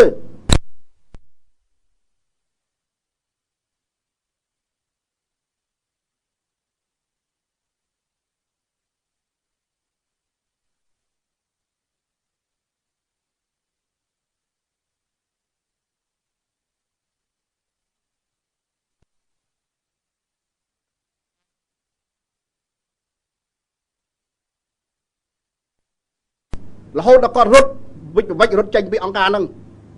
ណាសហរដ្ឋអាមេរិកមានជាសមាជិក IPU ពីកាលគាត់ទទួលយកការទីទានរបស់គេអត់បានហើយបើគាត់ទទួលយកការទីទានរបស់គេអត់បានមិនក៏គាត់មកទីទានគេហើយគាត់ចេះតែមានគំនិតរឿងច្រើនណាស់ដែលគាត់ធ្វើខុសគាត់មិនគិតខ្លួនគាត់ដោះស្រាយខ្លួនគាត់សិនទៅបាទនេះបញ្ហាសង្គ្រាមនៅកម្ពុជាដែលប្រសល់ទុកសោកវេទនានៅកម្ពុជារហូតដល់សប្តាហ៍ថ្ងៃបើអត់មានរដ្ឋមហាឆ្នាំ1970គាំទ្ររយសហរដ្ឋអាមេរិកទេយើងអត់វេទនាដល់ថ្ងៃនេះទេបាទនេះជាការវេទនាមួយការជឿចាប់មួយយើងអត់តន់ទូទាត់អញ្ជើញជាមួយគាត់ទេត្រូវឲ្យគាត់យល់ត្រង់ហ្នឹងព្រោះយើងនឹកឃើញថាជារាជការថ្មីយើងត្រូវការមិត្តភ័ក្តិទាំងអស់ពីគ្រប់ជ្រុងជ្រោយចិនរុស្ស៊ីជប៉ុនកូរ៉េទាំងពីរសហភាពអឺរ៉ុបសហរដ្ឋអាមេរិកឡាទីនជាឱកាសតែមួយគត់នៃប្រវត្តិសាស្ត្រកម្ពុជាដែលយើងមានមិត្តភាពច្រើនអញ្ចឹងក្នុងការងារកិច្ចការបរទេសអត់ដែលមានពីមុនមកទេពីមុនមកយើងត្រូវជាមួយអាកាសយើងឆ្លោះមួយអាលិចយើងត្រូវជាមួយអាលិចយើងឆ្លោះមួយអាកាសហើយអាកាសអាលិចហ្នឹងបកកសង្គ្រាមនៅកម្ពុជាស្លាប់ប្រជាពលរដ្ឋយើង1,700,000នាក់ត្រង់ហ្នឹងសូមឲ្យគាត់យល់ថាទុកឲ្យកម្ពុជានេះយើងទៅសេអីខ្ញុំធ្វើជាអ្នកជួយជ្រោមជ្រែងធ្វើរដ្ឋធម្មនុញ្ញនឹងដែរណាអាណត្តិទី1ឯកឧត្តមសុនឆៃក៏នៅក្នុងដែរណាយើងប្រជារាស្ត្រខ្មែរដែលធ្លាប់មានអរិយធម៌ឧត្តមប្រទេសជាតិស្ដុកស្ដំធំទូលាយធំថ្កើងរុងរឿងកិច្ចចានុភាពខ្ពង់ពោះភ្លឺចែងចាំងដូចពេជ្រប៉ុនរាយបានធ្លាក់ខ្លួនដល់សែនរន្ធត់នៃនេះធ្ងន់ណាស់ដែលដាក់ដើម្បីឲ្យចងចាំទាំងអស់គ្នាដាក់ដើម្បីយើងចងចាំក្នុងអំឡុង2ទសវត្សរ៍ចុងក្រោយនេះឆ្លងកាត់ទុកសោកវិនាសអន្តរាយទ្រុឌទ្រោមមិនអោនថយមហាសោកស្ដាយទាំងអស់គ្នាសោកស្ដាយណាស់សោកស្ដាយមែនទែនបានភ្ញាក់រលឹកនេះយើងទៅសេច្បាស់បានភ្ញាក់រលឹកបានគេថាអ្នកដែលទៅបកពីខាងលិចបកពីខាងកើតហ្នឹងគាត់ភ្ញាក់រលឹកហើយមកធ្វើជាមួយគ្នាបានភ្ញាក់រលឹកក្រោកឈរឡើងចងបាច់ឆន្ទៈមុះមុតបដូរផ្ដាច់រួបរួមគ្នាពង្រឹងឯកភាពជាតិរក្សាការពារទឹកដីកម្ពុជាអធិបតេយ្យថ្លៃថ្នាក់ការពារអធិបតេយ្យទាំងអស់គ្នាការពារអធិបតេយ្យ ថ្លៃថ្លានិងអរិយធម៌អង្គរដ៏បវរក៏សាងប្រទេសជាតិឲ្យទៅជាកោះសន្តិភាពឡើងវិញផ្អែកលើប្រព័ន្ធប្រជាធិបតេយ្យសេរីពហុបកធានាសិទ្ធិមនុស្សគោរពច្បាប់ទទួលខុសត្រូវខ្ពស់ចំពោះវាសនាអនាគតជាតិឲ្យបានឈានឡើងរីកចម្រើនលូតលាស់សម្បូររុងរឿងជានិច្ចនិរន្តរ៍ក្នុងឆន្ទៈមោះមុតនេះយើងសរសេរចរិតក្នុងរដ្ឋធម្មនុញ្ញនៃប្រជាជាតិកម្ពុជាដូចតទៅនេះមេត្រាទាំងអស់ដូចតទៅណានេះនឹងសម្បើមណាស់ហើយយើងទាំងអស់គ្នានឹងទទួលខុសត្រូវនៅមុខប្រវត្តិសាស្ត្រជាតិបានយើងសរសេររដ្ឋធម្មនុញ្ញចឹងណាមានទាំងខ្ញុំមានទាំងអីទាំងអស់គ្នាណារួមចំណែកចឹងហើយនេះការពារអធិបតេយ្យនេះយើងបានស្បត់ទាំងអស់គ្នាការពារអធិបតេយ្យសហរដ្ឋអាមេរិកមកចោលឲ្យសភាកម្ពុជាធ្វើចេះធ្វើចុះទទួលយកបានទេទទួលយកបានទេបាទទទួលយកបានទេបើយើងចោលគាត់វិញឲ្យគាត់ធ្វើចេះធ្វើចុះតើគាត់ធ្វើទេសភាគាត់បើគាត់មិនធ្វើទេកុំបង្ខំឲ្យកម្ពុជាធ្វើតាមគាត់ហ្នឹងហើយទោះឲ្យគាត់ធ្វើដូចគ្នាអញ្ចឹងអាហ្នឹងបានកុំឲ្យមានតែទៅពីម្ខាងទៅម្ខាងម្ខាងប្រចាំមកវិញទៀតអត់បានតែបានទេខ្យល់នេះមានបក់ទៅបក់មកណាបានជីវិតរស់កើតបាទទឹកជ្រោះហូរពីភ្នំមកនៅហូរប្រចាំឡើងទៅវិញបានដឹងហូរប្រចាំយ៉ាងម៉េចទេអាទឹកហូរមកចុះមកដល់ទន្លេបឹងបួយហ្នឹងត្រូវកម្ដៅទៅវាហួតឡើងទៅលើវិញទៅជាទឹកហើយធ្លាក់មកលើភ្នំវិញដដែលហ្នឹងឃើញទេវាអញ្ចឹងហើយបើគាត់ថាហូរបានតែម្ខាងទេអ្នកទន្លេមេគង្គយើងហូរចេញហូរចូលណាទន្លេសាបនេះវាអញ្ចឹងជីវិតរស់នៅវាអញ្ចឹងទោះតែយើងគោរពគេបានគេគោរពយើងបាទបើយើងអត់គោរពគេផងយើងគ្រាន់តែយកឯងចោលគេធ្វើដូចខ្លួនឯងកំងដងឲ្យគេកូនរៀនធ្វើអញ្ចឹងមិនកើតទេបាទមិនកើតទេខ្លួនគ្មានទាំងសេចក្តីក្លាហានចូល IPU ផងឲ្យមកប្រកបសភាកម្ពុជាធ្វើម៉េចបាទណាឥឡូវប្រហែលឆ្នាំចុងក្រោយ 2-3 ឆ្នាំចុងក្រោយទៅពីសុំចូល IPU វិញទៅធ្វើសង្កេតការឥឡូវហ្នឹងណាទៅសង្កេតការឥឡូវហ្នឹងចឹងឲ្យប្រាប់គាត់យើងមិនចង់បានអីទេខ្លួនខ្ញុំផ្ទាល់យើងចង់បានមិត្តភាពពីសហរដ្ឋអាមេរិកពីប្រទេសចិនពីជប៉ុនពីកូរ៉េពីសហភាពអឺរ៉ុបសហគមន៍អឺរ៉ុបឡាក់នឹងឡាក់យើងចង់បានមិត្តភាពទាំងអស់គ្រប់ជ្រុងជ្រោយដើម្បីធ្វើយ៉ាងណាបកលក្ខណៈវិនិយោគនៅកម្ពុជាឲ្យប្រជាពលរដ្ឋយើងមានការងារធ្វើឲ្យប្រជាពលរដ្ឋរបស់យើងហ្នឹងអាចរស់សុខបានណាកម្ពស់ជីវភាពរបស់គាត់ហ្នឹងឲ្យខ្ពស់តែកើតដូចខ្ញុំនិយាយមិញអញ្ចឹងនៅក្នុងអាស៊ានមានតែប្រទេស2ទេ2 3ទេដែលរត់ពិបាកជាងគេរត់ចេញដំណើរក្រោយគេក៏ប៉ុន្តែក្នុងចំណោមប្រទេសដែលរត់ក្រោយគេមិនបានគេវាយតម្លៃរួចហើយកម្ពុជានឹងអាចទៅដល់គោលដៅមុនគេបាទហើយនឹងសហប្រជាជាតិគេអ្នកវាយតម្លៃបាទគេថាយើងនឹងចេញពីភាពក្រីក្រនៅឆ្នាំ2020បាទគេវាយតម្លៃឲ្យអង្គការសហប្រជាជាតិគេវាយតម្លៃអញ្ចឹងបាទហើយយើងមោទនភាពណាហើយយើងធ្វើការអភិវឌ្ឍលូនទៅមុខឲ្យបានលឿនទៅកើនឹងតួតែគោលការណ៍3សំខាន់ធំដែលយើងត្រូវអនុវត្តទី1សន្តិភាពជាអចិន្ត្រៃយ៍នៅកម្ពុជាហ្មងការឯកភាពជាតិណាសន្តិសុខជាតិអីឡាក់ហ្នឹងគឺនៅក្នុងបរិបទនៃសន្តិភាពហ្នឹងហើយណាបើសិនជាយើងមានចម្បាំងយើងមានអីអាណាគេមកដាក់វិនិយោគនៅកម្ពុជាអាហ្នឹងទី1ទី2គឺប្រជាធិបតេយ្យមនុស្សម្នាក់ត្រូវការរស់ជាអ្នកជារស់ដោយគ្មានការប្រខិតប្រខំរស់ទៅតាមលិខិតបទដ្ឋានទាំងឡាយដែលគេចារណានៅលើឆាកអន្តរជាតិស្ដីពីសិទ្ធិមនុស្សយើងត្រូវគោរពសិទ្ធិមនុស្សហ្នឹងដើម្បីឲ្យប្រជាធិបតេយ្យហ្នឹងកើតរៀងកើតក៏ប៉ុន្តែប្រជាធិបតេយ្យកើតបាននេះសំខាន់បំផុតគឺនីតិរដ្ឋត្រូវអនុវត្តទៅតាមលិខិតបទដ្ឋានដែលមានចែងជាច្បាប់ទម្លាប់ដើម្បីអនុវត្តនៅក្នុងបរិបទកម្ពុជាបាទកុំឲ្យដូចក្រសួងការបរទេសសហរដ្ឋអាមេរិកតាមចេញដីប្រកាសហ្នឹងគាត់ថាហេតុដើម្បីពង្រឹងនឹងត្រូវធ្វើចេះធ្វើចោះអត់គិតពីរឿងច្បាប់ត្រូវគាត់គិតពីរឿងច្បាប់ផងប្រទេសដែលគេកោតសរសើរថាជាប្រទេសនីតិរដ្ឋ Ôi con gì ăn miếng cất về đường cho bắp đấy con gì bị cô cá gì chẳng mày cắt ba còn gì bị cô cá chấm khơi nhá chấm khơi narrator nãy chọc sai bị sao mình xây được con gì chấm phia mong chấm thấy cái chuông cá bò tê sa rồi đấy ăn nằm lắm này ba gì bị cô cá là thị chia tập tay đòi ọt ban cất về đường cho bắp tờ lốp trời giờ cho bắp nó vô mà nó vót làm bây bầm ra cô ca lực thì chia tập tay nó bầm chân ngọt vậy đấy ba chia tập tay mình bên lơ mọn luôn nhẹ than nè và chia tập tay đã bay vót cái cứ kia vô cho bắp mà nó vót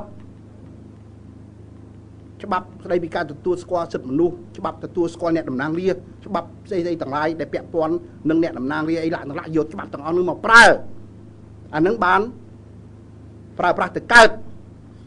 ba mấy cái thơ mấy cái gì chẳng men coca phong năng đại dương man vót chẳng ai đi chi cho con là chẳng phải chẹn tích thay dương miền ca sau sài nè hay sao xong rồi tụt à kẹo nó tụt sao ra làm rít nhé